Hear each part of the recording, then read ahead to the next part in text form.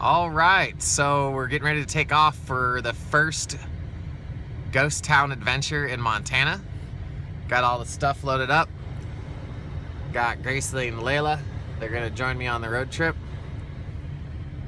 We'll be taking off.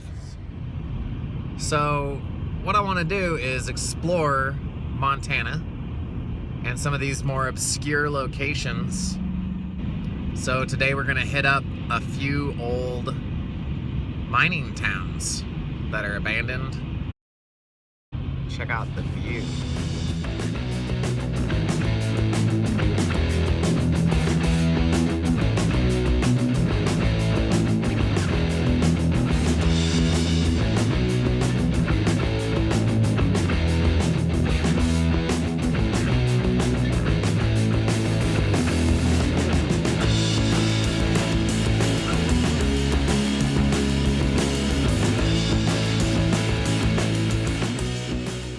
So on the way up to the mine, I stopped by Cardwell, Montana, that has Clays and Calico, this really awesome pottery shop.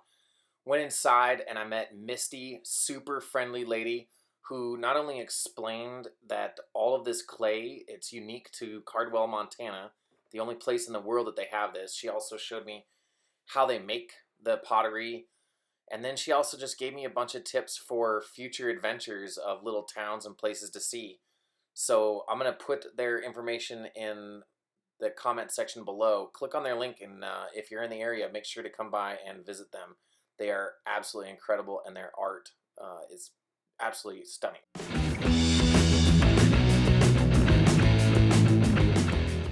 All right, so I've just pulled off on an alternate route that Misty told me about. She said this will kind of give me a different scenic route to Elkhart that most people don't get. So we'll check it out. We're going to be on a dirt road for quite some time. The most picturesque things to see in Elkhart were Gillian Hall and Fraternity Hall. Both of these buildings were purchased by Montana Fish, Wildlife, and Parks in the 1980s, and they comprise the state's smallest state park. In the summer of '93, Fish, Wildlife, and Parks stabilized the buildings against the harsh winter and summer elements by putting on a new roof, as well as changing out the windows to plexiglass. I think we're walking into a coat room now. The little window is why I think that. That's a little access for underneath the stairs. Across the way, I think this might have been an office for whoever was managing Fraternity Hall. Couple notes on Fraternity Hall from a little pamphlet inside here. It's a picturesque two-story building on Main Street, and at one time was the community's gathering place for certain social activities. It was built during the 1890s. Dances were held on the second floor, while people interested in eating could do so on the first floor. Certain fraternity groups or lodges, like the Masons, Knights of Pythias, the Independent Order of Oddfellows, and others, also held meetings on the second floor. Another activity that occurred in Fraternity Hall was prize fighting.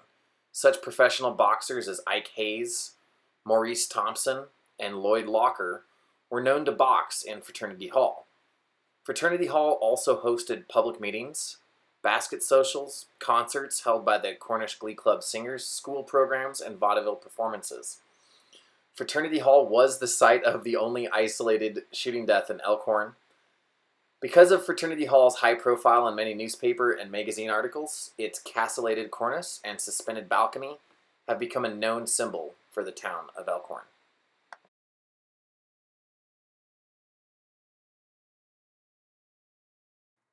Being able to walk through Fraternity Hall was absolutely amazing. Seeing the craftsmanship and knowing that over 120 years ago is when this building was built, and even through broken windows and the roof not being in the best shape, it's still in excellent shape today. It was absolutely just amazing to be able to walk through this space. It's amazing.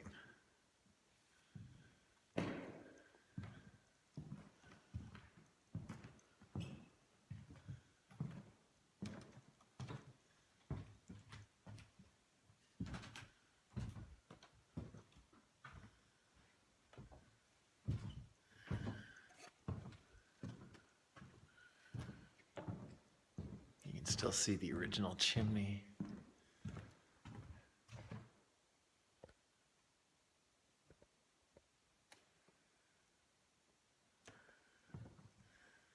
Look at these old chairs.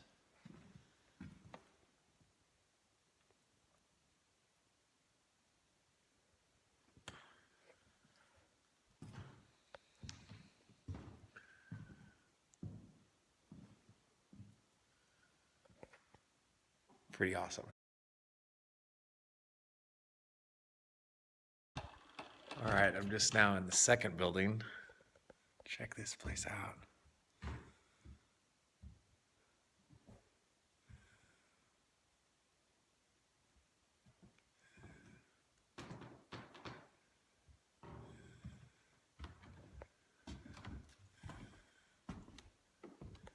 You can actually see the layers of the wallpapering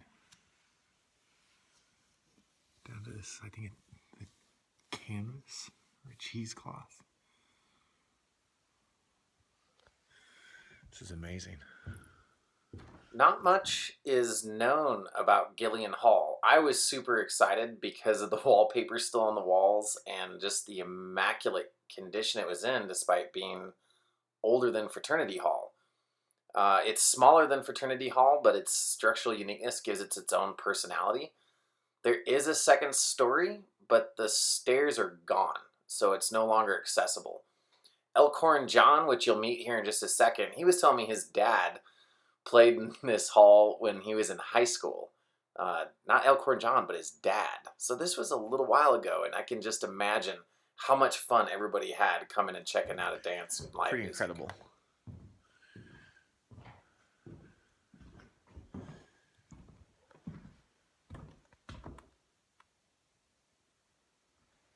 Finishing up in Gillian Hall, I'm going to take you up the hill to the mine and take a look at that.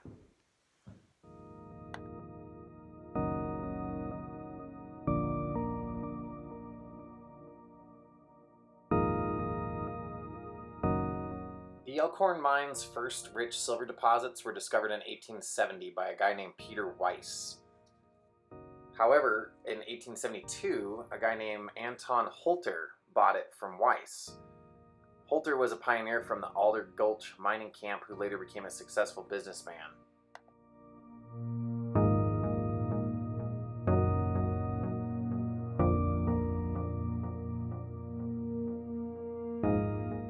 By 1888, Holter thought the best ore had played out, so he sold the mine to an English syndicate, the London Swansea Developing Company, for $500,000. The English company made more improvements to the mine and mill, and the mine did well until the collapse of silver prices in 1896. This put the mine up for sale again.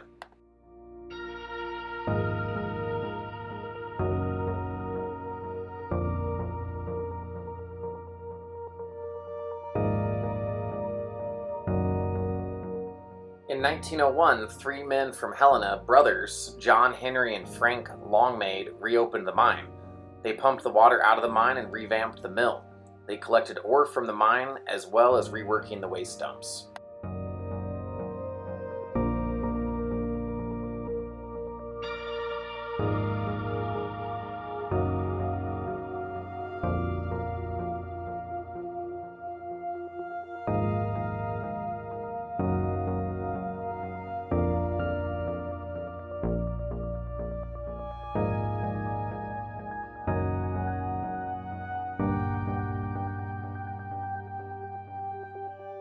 The mine did well, and it produced, by 1900, over 8.9 million ounces of silver, 8,500 ounces of gold, and more than 14 million pounds of lead.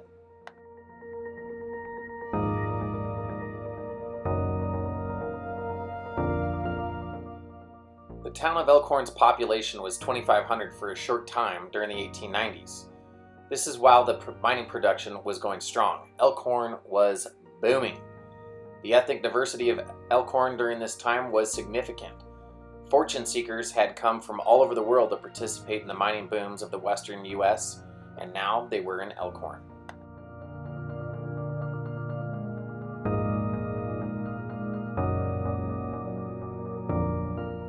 True to the times, hardship was a way of life for the people of Elkhorn.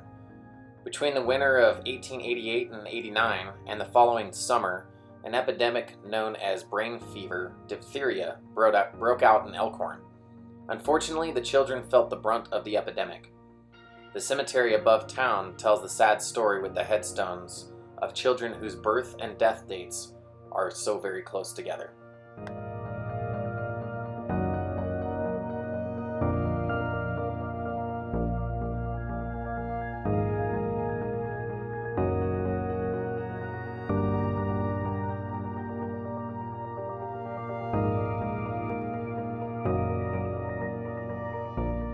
In 1889, the Northern Pacific Railroad built a railroad system of the steep grade from Boulder to Elkhorn in order to ship ore to the East Helena smelter, to provide passenger service, and to bring coal for the mine and mill because wood was being depleted around the town. The economic impact was hard felt in 1918 due to the decline of Elkhorn's and the Boulder Valley's prosperous activities. The rail service was cut, and by 1931 the tracks had been removed. One old-time resident of Elkhorn is reported to have said, "When the train whistle was finally stilled, the end of an era was at hand." So this is the Boulder Bath. We're almost in the center of the Boulder Batholith. World famous place. The caldera is up on the other side of the peaks up there. And what happened here, so much happened so fast and with such violence that there's just such a wide array of different things, rocks and stuff around here. It's incredible. And these are some of your rocks that you pulled out from. Yeah, these are crystals. Girls don't want to stop. What?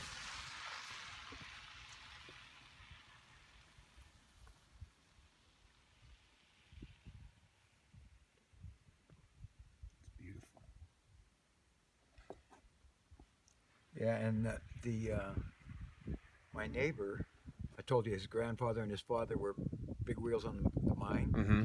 When he was in high school, during summers he'd work up here, and the last year that the mine that's underneath the town that goes from up there all the way the length of town and down to 3,400 feet. Oh my gosh! And he was on one of the last crews in 73 or 74 down at the bottom of town. They said they got down there and there was caverns that were similar to the Lewis and Clark caverns down there. Stalactites, stalagmites, crystals of all colors. Wow. Tom was on the last crew. They came out, that was it, boom. No more pumping the water out, filled with water. Nobody's been down since. Oh.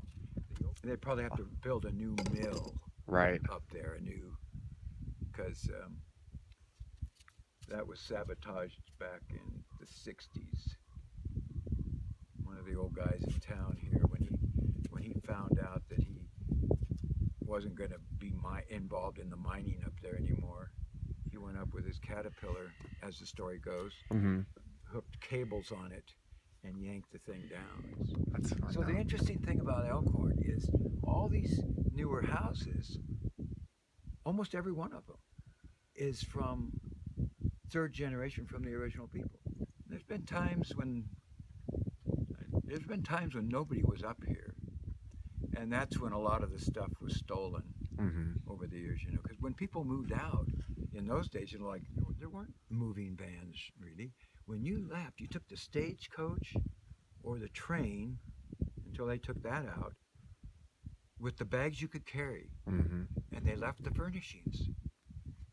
I mean, good stuff. There was fine china, crystal, silver. Miners were making pretty good money when they were working. So there was a lot of nice stuff up here.